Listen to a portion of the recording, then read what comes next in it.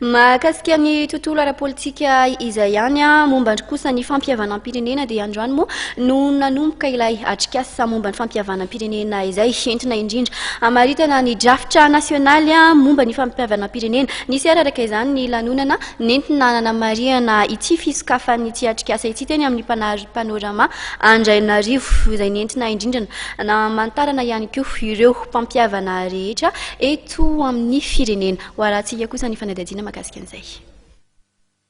Nisokatra tamin'ny fomba ofisialy androany ny atrikasa mahakasika ny fampihavana-pirenena izay notarihan'ny filan-kevitry ny fampihavana-pirenena malagasy na ny FFM. Raha nambaran'ny filohany ny jeneraly Sylvain Boutharson dia fiaraha-midinika eo amin'ireo mpampihavana no ampisian'ity atrikasa ity ary ny fanamboarana ny drafitra momba ny fampihavana-pirenena no tanjony. Ivoriana ohatran'izao anaovana atrikasa mba hampiravina ny fomba fijery. Ny azy moa izay ny fiverany azy. Kay zany misy tonga any misy herenina zany.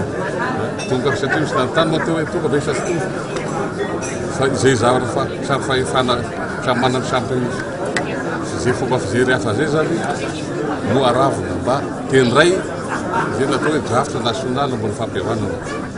Aloro zany dia ny voalohany zao rehefa samy fandresy lahatra eto dia tokony nama mety misy ihany maramaritra ireo zany.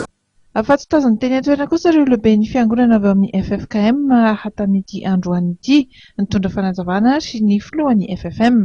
Misy nanao pointage formaly tany amin'ny président FFKM dia ny hariva koa tamin'ny sivy ka tamin'ny sasany izay rahalahy mianaka resaka atao fa ny FFKM misy manana position za moa ny angamba manifasa observateur. Saiko zany amin'ny olona be dehibe fa manjaka moa eo misy observateur satria zareo tonolaza hoe CRN nefa misy CRN any mbola zany teteo.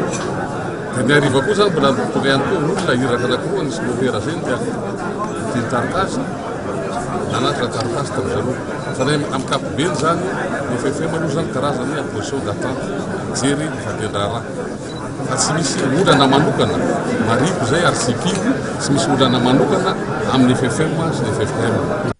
Maro ihany koa ireo tompon'andraikitra sy olon-manan-kanja vahiny sy malagasy no tonga nanatrika ny lanonana androany toy ny filohan'ny antenimieram-pirenena, tonga namaly ny antso ihany koa ireo diplomaty vahiny toy ny Masevo ny firenena sinoa.